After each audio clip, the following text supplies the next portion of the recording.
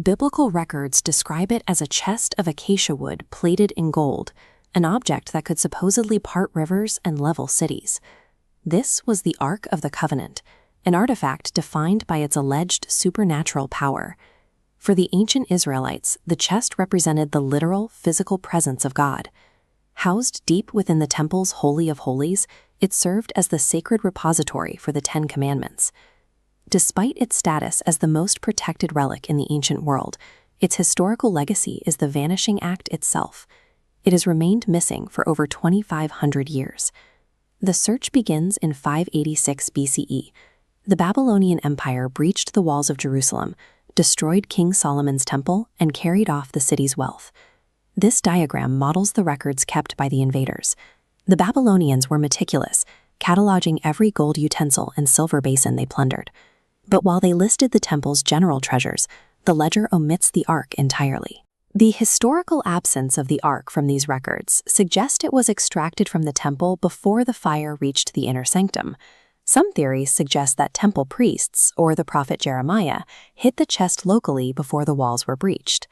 The Book of Maccabees points to a cave on Mount Nebo as its final resting place. Modern archaeology has tested this claim. While researchers digging through regional cave systems have recovered significant finds, like the Dead Sea Scrolls, they have found no physical evidence of the Ark. This lack of evidence leads to an alternative local theory. The Ark was lowered into a labyrinth of secret tunnels directly beneath the original temple. The scale of the modern Temple Mount makes such hidden chambers a physical possibility.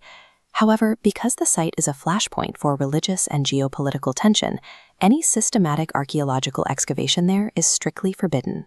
With local caves empty and the ground beneath Jerusalem politically sealed, investigators have looked toward international migration routes to explain the Ark's disappearance. The most prominent international claim is in Axum, Ethiopia. The Kebra Nagast, an ancient Ethiopian national epic text, asserts that Prince Menelik I smuggled the Ark out of Jerusalem and brought it to the African highlands centuries before the Babylonian siege. Writer Graham Hancock proposed a specific path for this journey, tracing a route from Jerusalem down the Nile River. In his view, the Ark was kept at the island monasteries of Lake Tana before being permanently moved to Axum.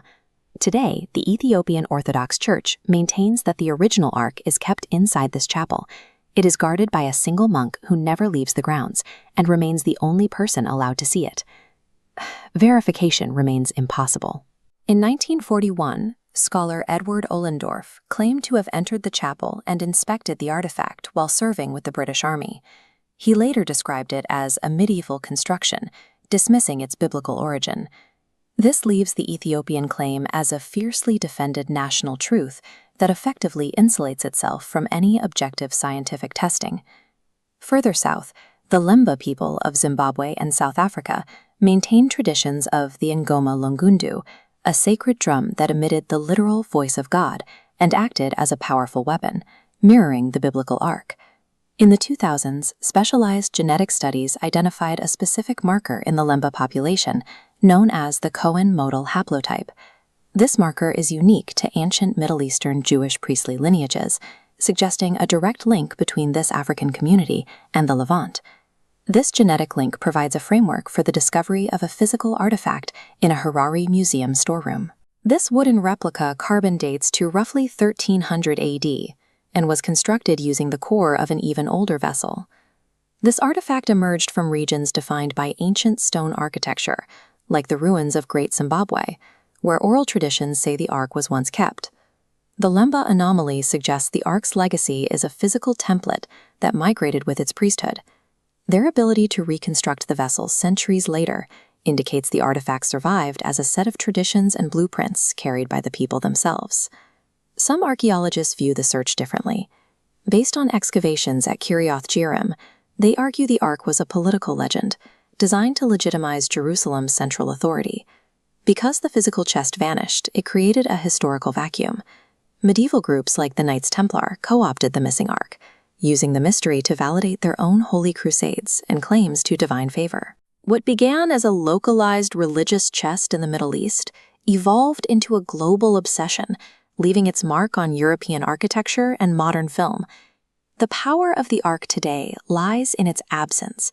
It acts as a historical mirror, reflecting the faith and ambitions of those who claim to seek it.